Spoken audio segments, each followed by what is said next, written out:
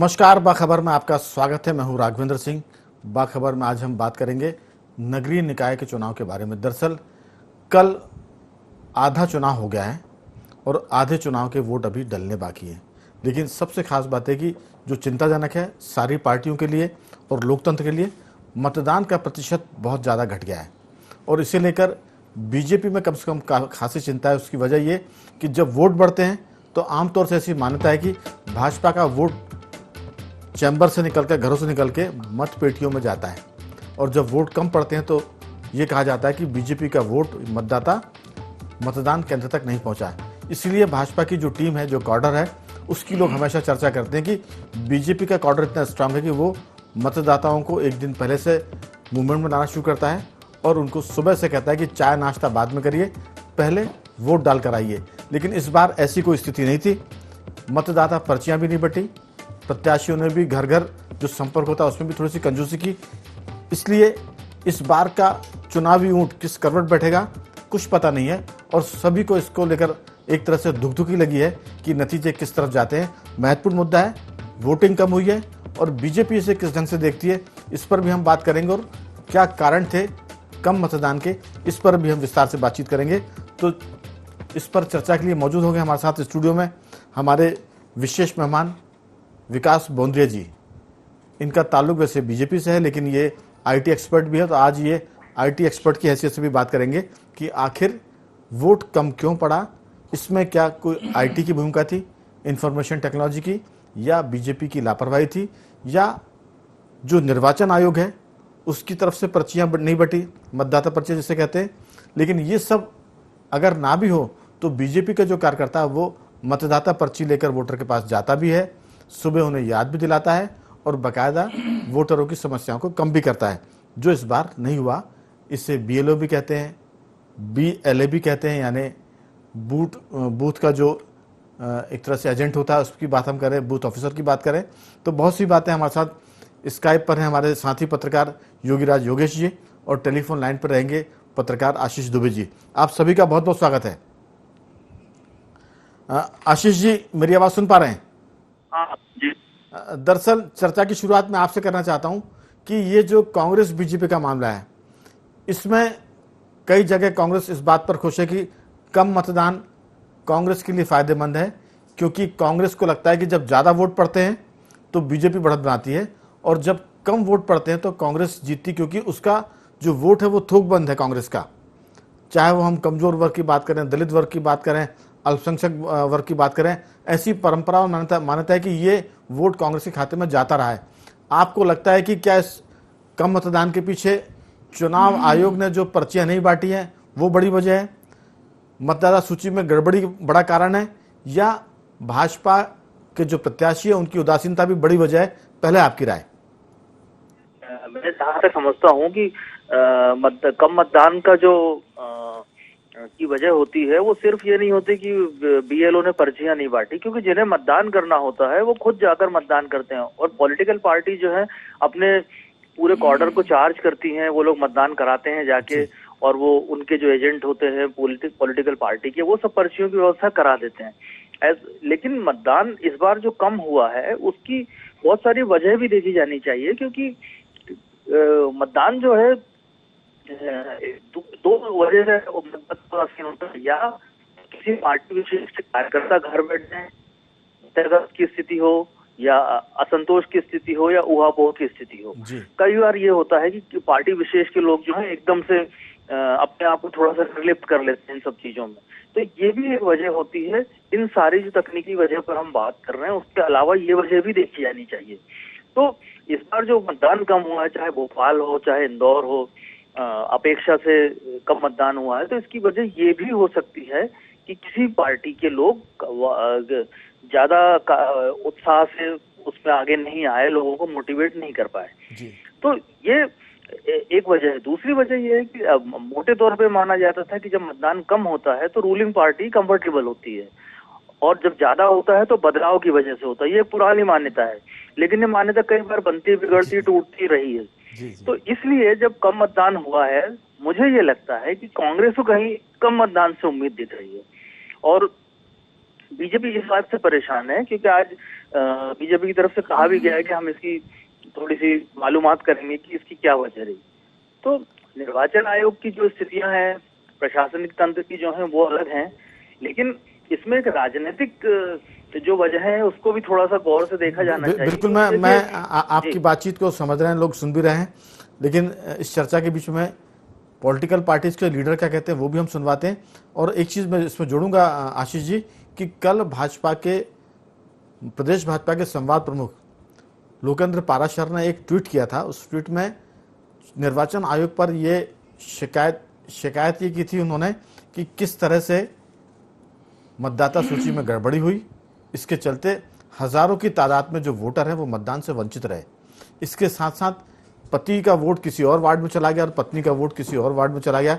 तो ये बहुत सारी दिक्कत थी जो निर्वाचन आयोग की तरफ से आई। निर्वाचन आयोग से जब बातचीत की तो उन्होंने कहा कि ये मामला जिला निर्वाचन अधिकारी के पाले में होता है, उनकी जिम्मेदारी होती है। अगर पर्चियां नहीं बटी हैं, मतदाता सूची में गड़बड़ी है, तो जिला निर्वाचन कार्यालय की दिक्कत है या अधिकारी की दिक्कत है। ये सब बातें विस्तार से हम इस पूरे मुद्दे पर चर्चा को जारी करें। उसके पहले नरोत्तम मिश्रा जो गृह मंत्री है वो क्या कहते हैं, आलोक शर्मा ने क्या कहा ये भी सुनते हो। आलोक संजर जो पूर्व सांसद है भोपाल के, और पीसी शर्मा पूर्व मंत्री, उनकी पहले राय सुन लेते हैं और फिर चर्चा को आगे बढ़ाते हैं। अलग अलग जगह अलग अलग कारण हो सकते हैं, समीक्षा कर रहे हैं। देखिए, Bharatiya Janata party cadre based party है और आप ये मानिए हम सारे चुनाव जीतेंगे। ने अन्य जगह देखा, मतदान प्रतिशत भी गिरा, पर्चियों का वितरण ढंग से नहीं हो पाया था, चुनाव के अंतिम समय तक मतदाता पर्ची नहीं बांटी गई थी जिसको बीएलओ को बांटना था। इसके बाद मतदाता सूची में जो नाम थे, उनके पास एपिक कार्ड थे, उनको मतदान केंद्र नहीं मिल रहे थे। वो सारी विसंगतियां हमारे सामने थी, जिसके कारण मतदान गिरा। बुजुर्ग लोग कल अपना मतदान करने के लिए, बीमार लोग भी अपना मतदान करने के लिए, दिव्यांग बंधु भी अपना मतदान करने के लिए भटक रहे थे। और वही कारण रहा कि मतदाता का जो हमारा प्रतिशत है, मतदान का जो प्रतिशत है वो गिरा। निर्वाचन आयोग के माध्यम से बीएलओ मतदाता पर्ची बांटते हैं, लेकिन पर्चियां नहीं बांटी गई इस पूरे चुनाव में। इस सब चीज़ के लिए चुनाव आयोग भी जिम्मेदार है और सरकार भी जिम्मेदार है कि आप अगर मतदाता को वोट डालने के अधिकार से वंचित कर रहे हो तो इससे बड़ी बात कोई नहीं हो सकती। तो हमने सुना कि किस तरह से पॉलिटिकल पार्टीज, पीसी शर्मा की बात करें, आलोक संजर की बात करें, नरोत्तम मिश्रा ने तो साफ कहा कि जीतेंगे हम। लेकिन विकास बोंद्रिया जी, ये जो सारा मामला है कि मतदान का प्रतिशत घटा है और घटने को लेकर चिंता ये है कि ये इस बार का चुनावी ऊंट किस करवट बैठने वाला है, क्योंकि कई जगह 40% मतदान हुआ वार्डों में। पुराने शहर की हम बात करें तो 1 या 2 ऐसे पार्षदों के इलाके हैं, वार्ड हैं जहां 70% के ऊपर मतदान हुआ, नहीं तो 40-45 इसके आसपास गया है। आप कह सकते हैं कि पुराने अगर हम मतदान को देखें तो 3% शायद कम है ये वोट। लेकिन वोट परसेंटेज का घट जाना कहीं ना कहीं ये बताता है कि वार्डों की जो स्थिति है उसमें बीजेपी की हालत कमजोर है, हमें जो खबर मिली है। लेकिन जैसा आलोक संजर जी बता रहे थे कि दिक्कतें बहुत सारी आई हैं इसमें। सवाल मैं सिर्फ एक चीज, एक लाइन और जोड़ूंगा कि अगर राज्य निर्वाचन आयोग ने पर्ची नहीं बांटी है, जिला निर्वाचन आयोग ने पर्ची नहीं बांटी है, तो जो बीजेपी का कैडर है वो क्या कर रहा था? आपके यहाँ तो कहा गया कि हमने वेबिनार भी किया है, सेमिनार भी किए हैं, ब्रिज कोई बैठक हुआ है, बहुत से टेक्निकल वर्ड आएगा जो किसी की समझ में तो नहीं आते, लेकिन उसके चलते सब चीजें ध्वस्त हो गई। कैडर कहाँ चला गया आपका? पहले आपकी राय। नहीं, देखिए राघवेंद्र जी, एक राजनीतिक पक्ष है और एक संस्थागत रूप से जो आयोग या जो संस्था पूरे निर्वाचन को करवाने के लिए जिम्मेदार है, एक पक्ष उसका है जी। जहाँ तक बीजेपी की बात है, बीजेपी का एक मजबूत कैडर है और हमने उस कैडर का उपयोग पूरे इस चुनाव में किया है और सफलता भी प्राप्त की है और हम यकीनन चुनाव जीत भी रहे हैं। देखिए, मार्जिनल कमी आई है, लेकिन हमारे लिए जो दिक्कत का विषय है कि पोलिंग बूथ के ऊपर आमतौर पे ये दिख रहा था कि लोग अपने पोलिंग बूथ को, पोलिंग सेंटर को ढूंढने के लिए परेशान हो रहे थे। एक होता है पोलिंग सेंटर और पोलिंग सेंटर में 3-4 बूथ इन जनरल होते हैं। अब पोलिंग सेंटर ही बदल गए लोगों के। अब आप समझिएगा बीजेपी ने क्या किया, आपने कहा मैं मुख्यतः मानता हूं कि इस तरह के नियम और निर्देश होने चाहिए कि व्यवस्था ऐसी बने कि हर काम सुगमता से हो सके। अब आप देखिए, निर्वाचन आयोग ने पता नहीं क्या निर्देश दे रखे हैं कि भोपाल में जो अंतिमतः वोटर सूची बनी है और अंतिमतः पोलिंग सेंटर, पोलिंग बूथ किस वोटर का कौन सा होगा, इसको कब निश्चित किया गया? 6 जुलाई को पोलिंग था, 28 जून को ये चीज निश्चित की गई। हमें खबर लगती है 29 और 30 तारीख को। ये मतदान के कितने दिन पहले खबर लगी आपको? 6 दिन पहले, 7 दिन पहले। अब आप समझिएगा क्या दिक्कत आती है। एक राजनीतिक दल के लिए उस सूची को लेना, उस डेटा को वेरीफाई करना कि पुरानी जो प्रारूप सूचियां थी उससे ये कितना भिन्न है, उसको जब तक हम वेरीफाई करते हैं, फिर हम हमारे कैडर में उस चीज को, जो आप कहते हैं ना कि वोटर पर्ची के रूप में डालते हैं, हमने या मोबाइल सॉफ्टवेयर भी कोई उसके लिए बनाया, एप्लीकेशन बनाया, तो उस एप्लीकेशन में डालने के पहले हम वेरीफाई तो करेंगे ना कि कितना हमारा पुराना डेटा गलत था और कितना नया डेटा सही है। तो इस मामले में जो समय लगा, मुझे नहीं लगता है कि चुनाव आयोग ने के निर्देश कोई ऐसे रहे, कोई निश्चित तारीख रही कि इस कट ऑफ डेट तक जो है वोटर सूचियों का अंतिमतः निर्णय हो जाना चाहिए। और मुझे लगता है जो बीएलओ नहीं बांट पाए हैं वोटर पर्ची, उसका कारण भी यह है कि 28 तारीख को अगर कलेक्टर वोटर लिस्ट फाइनल करता, तो आप क्या समझते हैं कि वोटर स्लिप्स बन के बीएलओ तक पहुंची होंगी और बीएलओ 2-4 दिन में उनको डिस्ट्रीब्यूट कर पाएंगे, जबकि उनके ऊपर अन्य जिम्मेदारियां भी हो जाती हैं। तो सबसे बड़ी जो व्यवस्थागत बात है, हमें इस मामले में एक निश्चित 10 दिन, 15 दिन, 20 दिन पहले वोटर सूची फाइनल हो जाए, किसका कौन सा पोलिंग बूथ रहेगा ये निर्णित हो जाए। इसके बाद में आप देखेंगे भारतीय जनता पार्टी जैसा दल तो फिर एकदम से उस डेटा का इस्तेमाल करते हुए अपने कैडर को मोबिलाइज करेगा और हमारा कैडर जो है पब्लिक को मोबिलाइज करेगा। लेकिन दिक्कत ये है ना कि आयोग ये बताए तो कि पोलिंग सेंटर कहां पे किसका होगा। अच्छा, जो बातें आ रही, देखिए 2 वार्डों में नहीं हुआ, एक परिवार की, एक परिवार का नाम 2 पोलिंग बूथ पे डल गया, 2 सदस्य का इस पोल 219 पे डल गया, 2 सदस्य का 220 पे डाल दिया गया। अब पता लगा 219 का पोलिंग बूथ है, उसका पोलिंग सेंटर अलग है और 220 वाले का पोलिंग सेंटर अलग है, तो वो अलग अलग दूरियां, अलग अलग दिशाएं हो गई। ये गफलत हो गई। अब ये कैसे होता है, ये चुनाव आयोग को समझना पड़ेगा। और चुनाव आयोग कहता है कि जिला निर्वाचन अधिकारी इसके लिए जिम्मेदार है, तो उन्हें एक डिफाइंड निर्देश जारी करने पड़ेंगे कि इस तरह की गड़बड़े ना हो, गलतियां ना हो, लापरवाहियां ना हो। जी देखिए, पहले तो ये कि देश में कोई पहली बार चुनाव नहीं हो रहे, ये समस्या तो पहली बार के चुनाव में अगर आती तो समझ में आता है। बीजेपी सबसे बड़ी पार्टी है पूरी दुनिया की, सबसे बड़ा कैडर है उसका पूरे देश में, और अगर हम दुनिया में जाएंगे तब।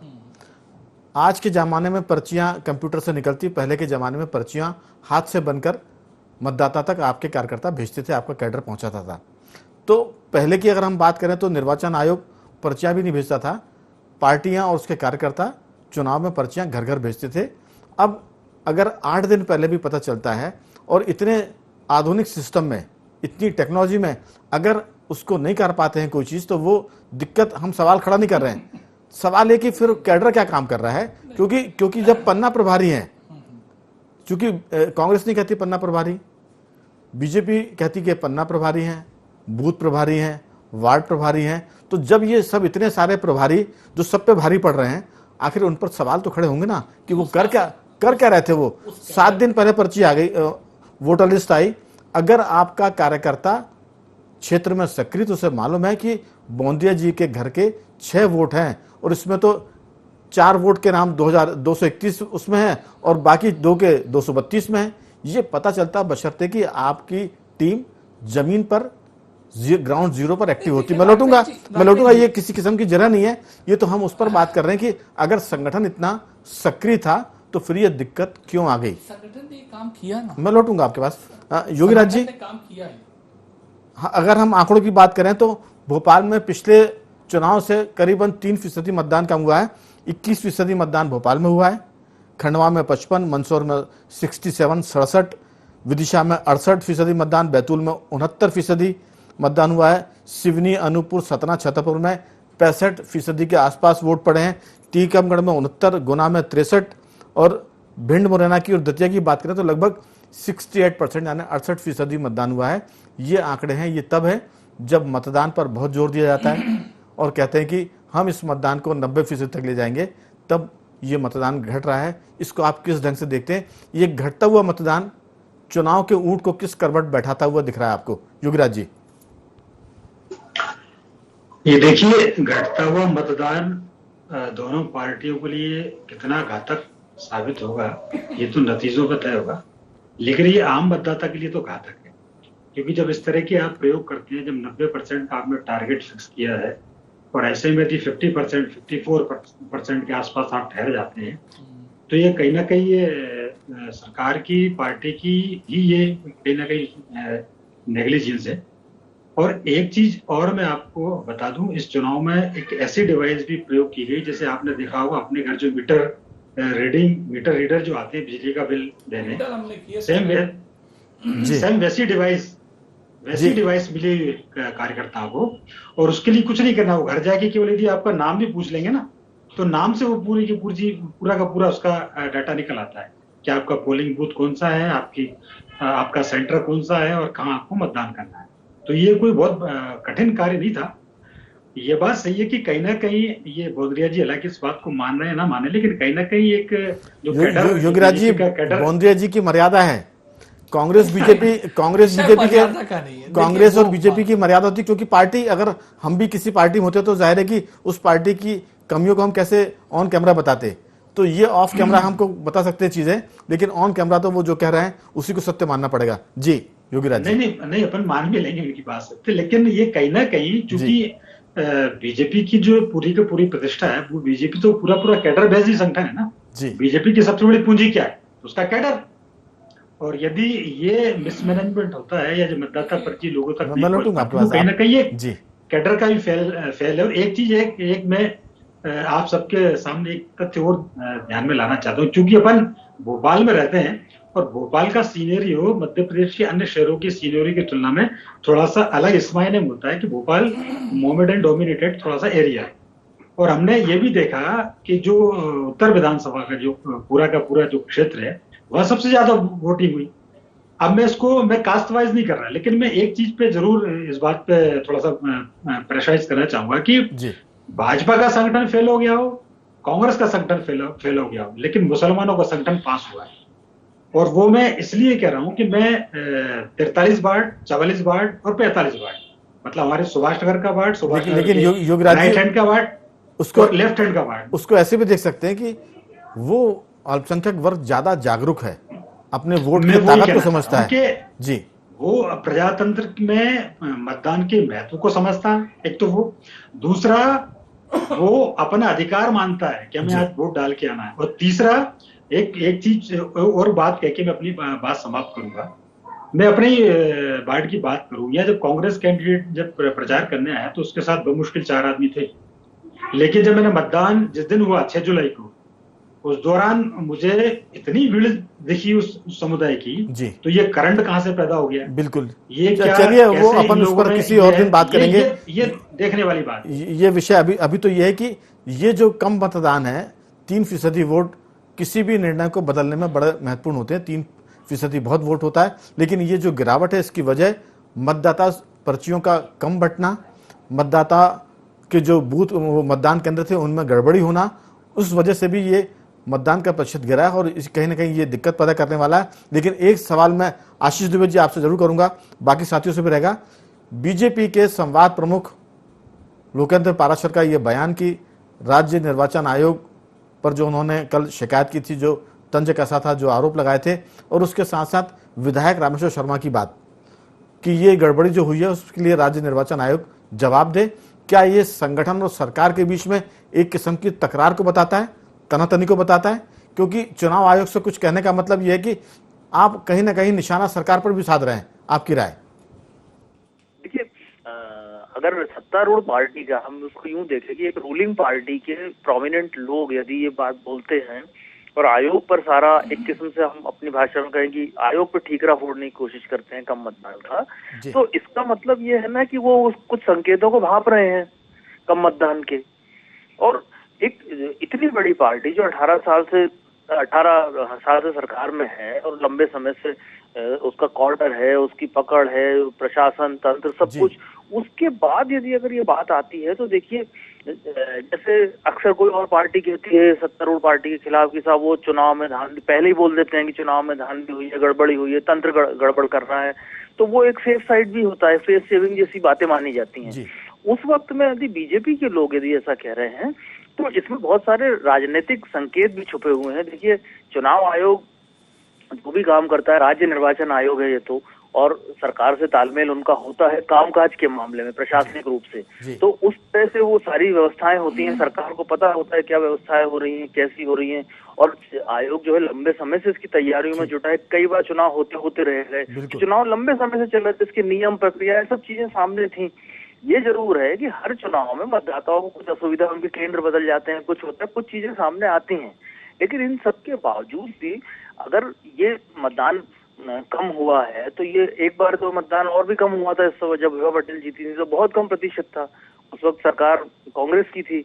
लेकिन जब इस कम मतदान पर इस तरह की बात अगर होती है रूलिंग पार्टी की तरफ से, तो मैं ये मान के चलता हूँ कि इसमें कहीं ना कहीं ये जो कम मतदान है, ये किसी नतीजे की आशंका से भी जो है शिकायतें उपज रही हैं। इसलिए अगर ये सब कुछ हुआ है तो ये मान के चलना चाहिए कि ये एक पार्टी कॉर्डर का भी छोटा कहें बड़ा कहें एक फेल्यूर तो है, क्योंकि यहाँ उनके बहुत सारे विधायक हैं, सरकार, आप भी संकोच में कह रहे हैं, आप भी संकोच में कह रहे हैं कि ये फेल्यूर है, लेकिन मैं सीधे पूछता हूँ, बीजेपी के लीडर भी हैं, टेक्नोक्रेट भी हैं विकास बोंद्रे जी, और इस काम को जानते भी हैं कि किस तरह से ये टेक्नोलॉजी का इस्तेमाल सूचना के लिए होता है, आईटी के भी जानकार हैं। विकास जी, बीजेपी कैडर का फेल्यूर थोड़ा सा बता रहा है संकोच के साथ अजय दुबे, हमारे दुबे जी, आपकी राय की क्या? ये बीजेपी कैडर का कोई फेल्यूर नहीं है। योगी राज जी कह रहे हैं ना कि जो प्रिंटर इस्तेमाल किए गए मोबाइल एप्लीकेशन के साथ में भारतीय जनता पार्टी के ही वहां पे कार्यकर्ता कर रहे थे। हमने इस बात को असेस किया जब 1-2 दिन पहले कि लोगों के पोलिंग बूथ जो पूर्व में हुआ करते हैं और लोग एक तरह से आदतन होते हैं कि भाई मुझे फला स्कूल में जाके अपना मत डालना है, नंबर ऊपर नीचे हो सकता होगा मतदाता सूची में जी, तो वो भिन्न भिन्न आ रहे थे। हमने उस चीज को महसूस किया और इसलिए ही हमने इस सब नई टेक्नोलॉजी का इस्तेमाल करना चालू किया। अब योगीराज जी कह रहे हैं प्रिंटर, लेकिन प्रिंटर कोई ऐसा नहीं है कि भोपाल में अगर 2160 बूथ हैं तो हम 2160 बूथों के ऊपर अपने कार्यकर्ताओं को प्रिंटर दे सकने की स्थिति में थे। जहां जिससे अरेंजमेंट हुआ उसे एडवाइस करके वो करवाया गया। नंबर एक बात, ये टेक्नोलॉजी का इस्तेमाल। मेरा कहना सिर्फ यही था कि ये तो आज टेक्नोलॉजी आई है, आपकी पार्टी तो पर्ची हाथ से लिख कर बांटने वाली पार्टी है। मैं राघवेंद्र भाई वही बात कह रहा हूं। नंबर एक बात समझिएगा, चुनाव आयोग का जो वोटर लिस्ट का डेटा है वो ऐसे पीडीएफ फॉर्मेट में है कि उसे डिकोड करना पड़ता है। हमने पिछली बार एक बार चुनाव आयोग को रिक्वेस्ट भी किया था कि आप इसे सिंप्लीफाइड एक्सेल शीट में अगर दे देंगे तो इसका उपयोग हम वोटर पर्ची को बनाने में आसानी से कर सकते हैं। हमें कम से कम 2 से 3 दिन हर बार चुनाव आयोग की उस पीडीएफ फाइल को डिकोड करने के लिए 2 से 3 दिन नए सॉफ्टवेयर बनाने में लग जाते हैं, तब जाके हम उसे डिकोड कर पाते हैं और डेटा को अपने ढंग से प्रिंट करवा पाते हैं। अच्छा, आपकी शिकायत पर आयोग ने क्या जवाब दिया? नहीं, आयोग का कहना था ये हमारी सीक्रेसी का मामला है, हमारा मतलब कोई वाजिब बहुत उन्होंने लिखित जवाब तो दिया नहीं। एक जो उल्लेखनीय बात यही थी कि चूंकि सीक्रेसी है और कोई ऐसा नहीं कि गलत ढंग की फाइल एडिट करके मूव कर दी जाए। लेकिन हमें, मैं जो बात कह रहा हूं, देखिए राघवेंद्र भाई, एक बात है राजनीतिक पक्ष आप रख रहे हो, एक मैं व्यवस्थागत पक्ष रख रहा हूं। आप एक मिनट को बीजेपी को अलग करिए। चलिए, चुनाव आयोग ने वोटर सबको अलग किया, लेकिन समय 1 मिनट का बचा। आप मैं वोटर स्लिप डिस्ट्रीब्यूशन का काम क्यों चालू किया आखिरकार? पहले तो नहीं होता था, आज से 15 साल पहले।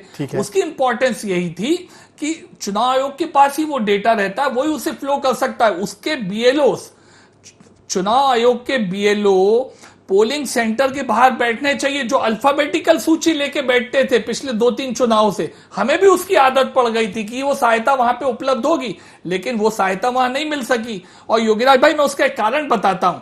अगर चुनाव आयोग सुप्रीम कोर्ट के आदेश के मुताबिक चुनाव करा रहा था तो उनको उतनी व्यवस्थाएं उतने कम समय में पूरी करनी चाहिए थी।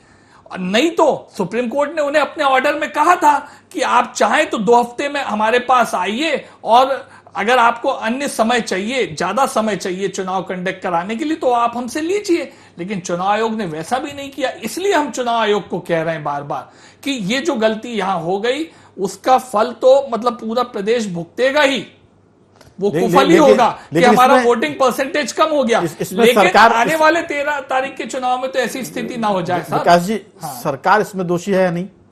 क्योंकि कलेक्टर चुनाव आयोग व्यवस्था बना रहा है। चुनाव आयोग, मैं एक बात बोल रहा हूं आपको, 28 तारीख को वोटर सूची फाइनल करने और पोलिंग स्टेशन फाइनल करने की क्या बात हुई सर? समय खत्म हो रहा है। ये काम 20 तारीख को क्यों नहीं होना चाहिए था? समय खत्म हो रहा है मेरा, लेकिन आयोग ने देरी की, इसमें कोई शक नहीं। लेकिन एक चार लोग हैं यहाँ, आशीष जी, योगीराज जी, विकास जी और मैं खुद। कितने लोगों के घर इस बार मतदान की पर्चियां पहुंची थी? योगीराज जी, आपके पास आई क्या पर्ची? नहीं, पर्ची नहीं। आशीष जी, आपके यहाँ पर्ची आई क्या? कट गया उनका संपर्क। मैं एक मिनट बोल देता हूं। भारतीय जनता पार्टी ने भोपाल में तो साहब एक समय खत्म हो रहा जी, 1 मिनट रखिए जी, परिवार पत्र भेजा लोगों को, चलिए, जिसमें उस परिवार के मतदाताओं की पूरी polling details, voter number, polling, चलिए, लेकिन उम्मीद करते हैं कि आने वाले नए स्वरूप में भी ये प्रयास किया। उम्मीद करते हैं कि आने वाले दिनों में आयोग भी सतर्क होगा, गलतियां ठीक करेगा, पॉलिटिकल पार्टीज भी अपनी कार्यप्रणाली को थोड़ा सा बदलेंगे, थोड़ा सा फास्ट होंगे, टेक्नोलॉजी का इस्तेमाल करेंगे। तो कुल मिलाकर हमारा कहना आज की चर्चा में यह था कि ये जो कम मतदान है, ये कम मतदान का ऊंट किस करवट बैठेगा, किसके पक्ष में जाएगा, किसके खिलाफ जाएगा, कौन हारेगा, कौन जीतेगा, अभी तो सबको धुकधुकी लगी है कि पता नहीं ये कम वोट किसको हराएंगे, किसको जिताएंगे। बाखबर में आज सिर्फ इतना ही। कल किसी और मुद्दे पर आपसे बात करेंगे। तब तक बने रहिए हमारे साथ और देखते रहिए IND24।